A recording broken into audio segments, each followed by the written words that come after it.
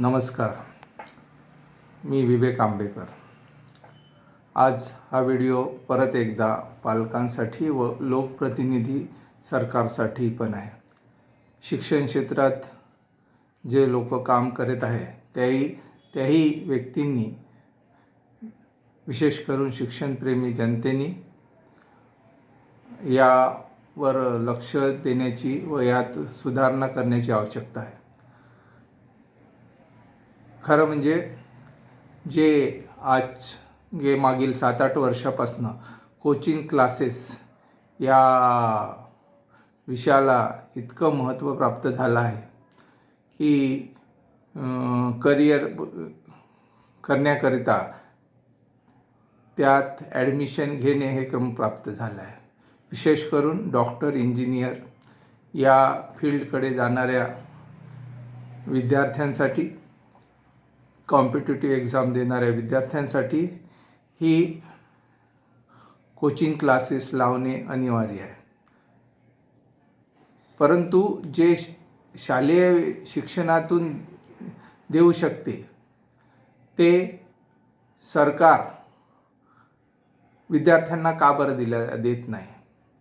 विशेष करून जी आजची शिक्षण पद्धती ती आहे, जे NEP नॅशनल एज्युकेशन पॉलिसी, आता ही जी चेंज केलेली आहे 5334, म्हणजे 1 to नर्सरी टू स्टँडर्ड 2 पर्यंत 5, नंतर स्टँडर्ड 2 3 4 5 3, आणि त्यानंतर अजून 3, आणि 9 10 11 12 4 असा एक फॉर्म्युला त्यांनी केला।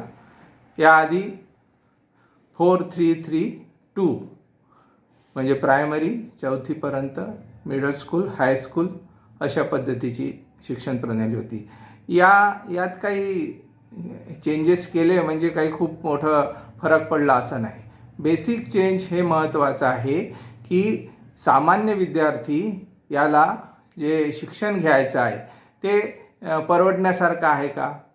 तुम्ही 10वी नंतर 11वी 12वी जे करतात विद्यार्थी सायन्स स्ट्रीममध्ये, त्याला जर डॉक्टर, इंजिनियरकडे जायचं असेल तर त्याला कोचिंग क्लासेसशिवाय पर्याय नाही। असे का बरं केलं? कारण तिथे नीट, JEE आणि CET ह्या एक्झाम कॉम्पिटिटिव्ह पद्धतीने केल्या जातात, आणि कॉम्पिटिटिव्ह पद्धतीने घेतल्यामुळे त्याचा सराव त्या विद्यार्थ्यांना शाळेत करून घेतल्या जात नाही।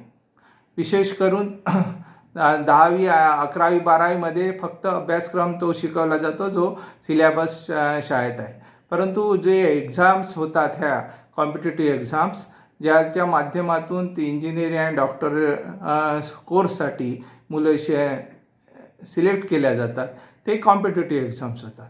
आमचं म्हणणं असं आहे की मग हा अभ्यासक्रम त्यात समाविष्ट का केला जात नाही? मग विद्यार्थ्यांना अधिक सरावासाठी 9, 10, 11, 12 मध्ये कॉम्पिटिटिव्ह एक्झामचे एक सब्जेक्ट का बरं दिला जात नाही? त्यांच्या उजळणी परीक्षा ज्या युनिट टेस्ट असतात ते त्या माध्यमातून का घेतल्या जात नाही?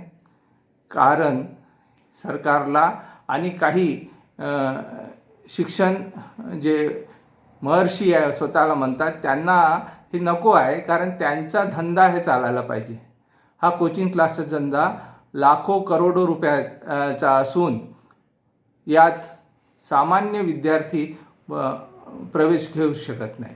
हे कारण त्यांची फीज इतकी भरमसाठ असते की 5-5 लाख 10-10 लाख हे सामान्य विद्यार्थी जे 90% 95% जरी 10वीत मार्क घेतले तरी ते त्यांची इच्छा असूनही ते त्या कॉम्पिटिटिव्ह एक्झामला बसू शकत नाही, आणि ते दुसऱ्या क्षेत्राकडे वळतात। मी अनेक विद्यार्थ्यांना पाहिलं की 90% 10वीत घेतल्यानंतर ते ITI किंवा नर्सिंगकडे वळल्या जातात। तर त्यांना विचारलं तर तेच सांगतात की आमच्याजवळ इतका पैसा नाही की कॉम्पिटिटिव्ह एक्झाम देऊन आम्ही नीट, JEE आणि CETची एक्झाम देऊ शकेल। त्यामुळे पालकांनी हा प्रश्न आपल्या लोकप्रतिनिधींना विचारायला पाहिजे, आणि सरकारलाही धारेवर धरलं पाहिजे की ही जी कॉम्पिटेटिव्ह एक्झामचा जो सब्जेक्ट आहे तो शालेय स्तरावर सुरू करावा.